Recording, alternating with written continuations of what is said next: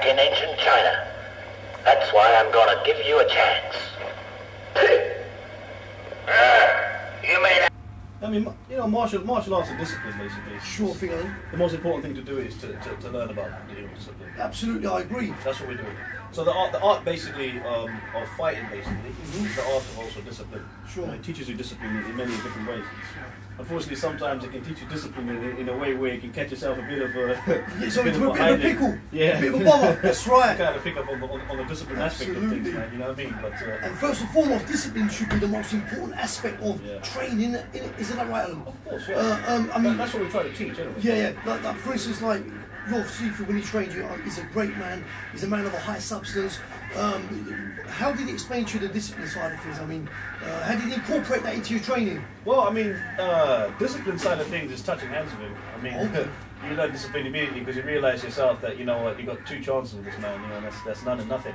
Sure. But I mean, discipline basically is something that is, I suppose, taught you because I think you wouldn't have navigated to me or maybe my Kung Fu brother if maybe our spirit wasn't right. Because I think a lot of the times as masters, I think they kind of tend to look into your spirit, and I don't know if they can sense or feel Yes, your aura. they can absorb it and that's sense why, it. They that's can probably do. why I was chosen. But in terms of that, it's a hard lesson learned when you learn Sifu's like our teacher. I mean, you learn it the hard way, as in you know, it's hands-on training basically. He knew you had the right temperament, and he knew you was the right student for him. And also your Kung Fu brother Lionel. Big shout to Lionel, by the way. Big shout to Lionel. Yep. So in view of that, he took you on board.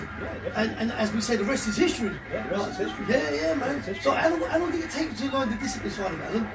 Oh well, I mean, I guess I was kind of like a loose energy anyway. Okay. So growing up, I was learning boxing. Sure. And, you know, I used to do a lot of boxing and everything else as growing up, and it taught me discipline aspects. Don't get me wrong, but I was still loose energy. I think because of the fact that I was never sure that this would really work, because I was always, you know, skeptical about it working for me in a proper scenario, and I guess in a way I was probably right, because you know, I didn't feel as comfortable as I do now, sort of learning this. So basically, you know, discipline is something about what really did teach me discipline is well, basically in this particular art. That is obviously the first times I may have actually used these particular systems. Yeah. Then that kind of taught me that, you know, wait, take a step back. You know what I'm saying? Yeah. What you're learning basically is of a dangerous caliber. And it's better, basically. For high caliber. Yes, it's better to be careful because you could wind up getting yourself in a situation where you might end up having to do some time behind bars. And that ain't the best way. And I believe a couple of times, Alan, you've been in altercations where you tried to diffuse the situation and you verbally spoke to the person and he weren't having it, was he? Yeah, I've had that. I've had that basically. Can you explain a bit about it, or like? I mean, I shouldn't really, but explain it a little bit. I mean, no. Basically, I mean, it's just those type of simple situations. Simple situation. You get a guy. I don't know what you mean. Big nervy guy just coming up to you and trying to manage you up. But it wasn't really me. It was actually the girl I was with. Okay. He was actually trying to, I guess, get to me through her by just picking on her basically, and I kind of like. Oh, we can't be having that. You know, I kind of left it anyway, just thinking to myself, look, I'm gonna let her deal with it because she can, and she knows it's with me, and she's got defense there. But it's when he steps over the line, you know what I'm saying? You know, obviously the guy was there, you know, he kept on threatening me basically, trying to give it the old, you know, telling me he does Thai boxing and whatever else. I could clearly see he wasn't a small guy and he looked like he knew what he was doing, and it was one of those situations basically. But yeah, like I said, at the end of the day, I tried to walk away from it, but then... That's right, the discipline kicked in, At that time, the discipline was working for a second, Absolutely. But I stepped over the marker. Right. I stepped over the marker because at the end of the day, discipline went out the window when my ego was threatened.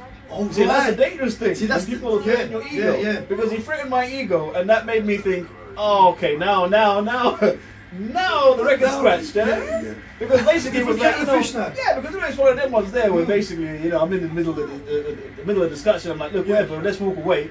And then he says, get your boyfriend out of here before I do X, Y, and Z. And that was like, okay, now you done it. He's overstepped the mark. Oh, he overstepped the mark, and I Most thought, no, okay. And being young and, because I don't even know any of these arts. What sort of technique did you have to apprehend? Was it like a finger jab? Oh, well, I'll explain that in a little bit, but it's I didn't intend to, I hadn't planned anything, it just happened, and that's why it should free flow, you know. Situations should occur. About earlier, which is muscle memory. Repetition of movement. Repetition of movement. But like exactly. what you've absorbed over the years, it comes natural to you. Of course. It becomes very natural, and you know what how to execute, say a punch or finger jab or kick to the groin or whatever. And yeah, exactly, of course. And then, well, basically, at the end of the day, to cut a long story short, you know, he just basically threatened my ego, and I basically turned up towards him, basically. Yeah. And when I turned up to him, obviously, I assumed this guy might have been on some kind of drugs or something. Or he didn't seem right. He didn't seem right, and he approached me in a manner where I felt like this was threatening. And obviously, me being a bit younger and immature, I went for the vicious side of it. As in, I basically immediately as he came towards me, I immediately thrust my fingers straight into his eyes, and the minute I hit him in the eyes, I felt the warmth. You know, and I can actually feel that I felt a bit of a jello. Yeah, it's like a slightly jello-y. I think it's only something that you can only feel. I've never actually finger jabbed anyone. I wouldn't want to do that, but yeah, it feels funny. The preemptive strike. If you have to use a preemptive strike, Adam, which is they say you can use minimum force, but what the hell is that? I mean, if your life's threatened, or if someone's coming up to you with a tool, you'd have to use some sort of force, wouldn't you? Oh, of course, yeah. Absolutely. Of course. But I was saying to Russell earlier that Teddy, a very good friend of ours, Teddy, this happened recently, didn't it, Russell? Well, he was across the road, and I was locking the shop up, and Teddy got rushed by a few Polish people, and they finger jabbed him to the eyes, you know. Yeah, I swear to God. It's And very he was all weather swelled, his eye was all swollen up, course. his arm was messed up. And I said to Russell, Russell, what happened? And Russell said to me, BJ, they've just jumped Teddy, where he's a Samaritan, he's a lovely bloke, he's a humanitarian, as we all know him. He went to defuse a situation of a fight happening, and he got he got the rough end of the stick. They finger jabbed him. Yeah, no, finger jabbed. And no one fights fair at Alan. Yeah, of course, and it definitely is. And at the end of the day, like I said, I mean, it's funny because I realise as well, like when you use stuff like this, I had no idea. But do you know that the guy? I got witnesses to tell you in a minute. Yeah, I swear to God, when I hit this guy, I believe it, man. Do you know the man knocked out standing? Jesus, he knocked out standing like that. They call that a standing knockout. Standing, and boxers encounter that as well. I hit him, and I haven't pulled back, knowing that I could feel that. Wait, that went in a bit far. But obviously, what happened is the reaction came, and bang, bang, bang, I hit him again. Yeah. But when I hit him, his eyes were. He was. So you went in with a couple of like jabs as well, or? Oh yeah, well, obviously from there it's very just now based. So I came in bang bang, you know. But it's clear to see that the person that's how basically came. The person that was trying to like give it the big one to you, he wasn't in charge of his faculties, man. And it wasn't the right thing to do. You know, it wasn't the right thing to do. But I was learning, sort of like growing up, learning and whatever else. I mean, man. I mean, it's like we discussed before. You know, I'm saying it. You know that I always look at those type of people like the loudest one in the room, who's the weakest in the room, because he was trying to be boisterous of everybody in the area, and he just met the wrong person, and that's how it basically what happened. You know what I'm saying? Yeah. But that's how basically you sort of get to learn discipline, because after that I realised to myself the dangers, because in Chinese Kung Fu, or in all this martial arts, street fighting type techniques like karate or whatever, whenever we go towards using techniques, as people calling them as snake or whatever, or finger jab or finger thrust, whenever you're using these type of techniques, we actually revere these as higher level techniques. And reason being is because you know, for example, if I'm up against a big strong fellow, and I also jab him, and I crack him in the nose, basically, that's a jab. But this is a finger jab. Instead of using the crack as a fist, what you just do is change and use the fingers. So it works the same as a jab would, and you'd strike basically immediately with the fingers into the eyes, basically.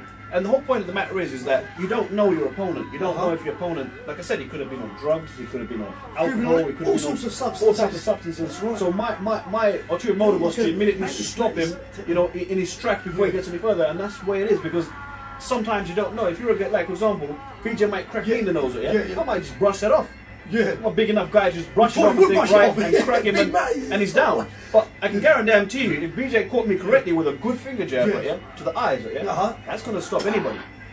Or make somebody have to think, wait, what was that? Because you see, what it is, it's an internal hit. You see, it's especially in Chinese Kung Fu, they're hitting in ways, to stop certain people who do cheat. And it's not a lot of sneaky moves in there. Well, no, internal training. People do internal training. So some of these people have developed such things like iron body and all the rest of it. So this is basically finding the roots of basically stopping the chi flowing. You see? So that's why most of the time when you're drinking alcohol, it's chi flowing in your system. When you're on the drugs, it's the chi's flowing in your system. So what you're doing is you just stir the chi.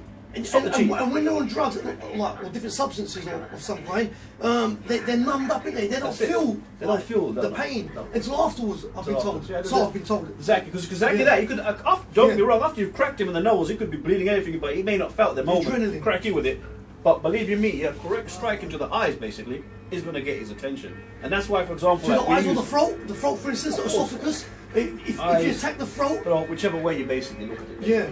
Whatever you're hitting, that's why these particular techniques are usually used to hit softer points. You see, softer element You've points. got to be careful when you hit the throat because the esophagus can swell up in it, Alan. The larynx can go and all that, and you can easily damage that's it. like attempted murder. You can be done. Yeah, that's the thing. Is it can be very So dangerous. we've got to be really cautious as well, like of course, attacking the throat area or the nasal system. The nasal system, the eyes. Yeah, the eyes. But these are the most common places to strike a very dangerous aggressor or a very vicious aggressor. Like for instance, in clubs and that, when you get up close, like a doorman, for instance, of course. they get up close in there. Yeah, of course. A lot of time you're in that type of space, in that very close space. And like I said, we do a lot of what we call blind hitting. Because it's like a blind hitting, because if I'm talking to you here, you're not seeing really how I'm hitting him. Oh, yeah. But it's just like it's a blind, because I'm discussing here, but he's being hit here. You see what I'm saying? Bang. He doesn't even know he's been hit. That's close contact. So it can be a lot of it can be very sneaky. I mean, like say for example, he might strike, yeah? He might come. Wow. Straight in. You see it? Straight. What I've just done there, as I've come, I've just thrusted forward. He tries to block. I can feel the energies there. You can literally just bring the energy straight to Is the that eye. 4G, Alan? Yeah, it's like a jing energy, but at the end of the day, like a coil spring simplify. energy. The best thing to do is simplify, yeah? Look at it like a jab, like I said a minute ago.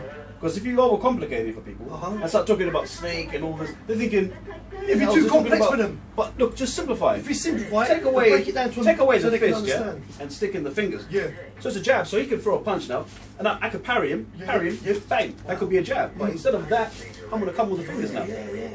You see what I'm saying? I continue to thrust it. It's the same motion, but with fingers out. Bang. Yeah. Now thrusted in, fingers. Immediately from here, I've already thrusted in. Yeah.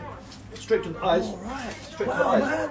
And that's the That's first. immense. And from there, look, I've got all these positions to go pressure ahead points and take my time to choose what I want to do next. If his other hand is coming, doesn't matter. Wow, man. I can still keep coming. I wouldn't have stand a chance there. Well, I mean, you would have been all over. But the major thing is, depending on the size of the aggressor. So even if you come in with a punch, rather than punch, you can even do a finger jab, or you could punch. Whatever technique that you need to use at that particular given moment. Good as a leopard. A leopard fist. Because wherever the fingers go, so can the leopard. Yeah, leopard fist. You know? So basically, leopard is the way of cheating. I've been hearing about seafood. It means you don't even have to change your fingers. You don't have to train your fingers basically with a leopard. Is it true? Ninjutsu came from cat techniques as well. Yeah, it's amazing, isn't it? Yeah, man. Leopard is in a lot of ninjutsu. As well. Definitely. And Hungar practitioners, I believe, they use it also. That's right. Leopard can be replaced with the snake. You know, but like I said, I mean. Jeremy, just a little, you know, that's fantastic, summary of some of the stuff. But the discipline will always be there, isn't it? I'm good to have had a good discussion here, VJ. Cheers, Adam, man. Thank you, man. It's been really good, man. It's been great, man. It's surreal. Thank you to the people that have subscribed and course. People that show sort of interest. You know, I really appreciate that, to be able to sort of show some of the stuff we show on our page and whatever else. So we're just open people that like to just discuss. So check it out on Mantis TV. Thanks a lot, man. Main man Alan. Yep. Cheers, man. Check it out. Cheers. We'll do some videos on some soft power later. I sure will. And see what we'll go from there. Thanks for that, Alan. Thank you, man. Thank you. Thanks a lot, man.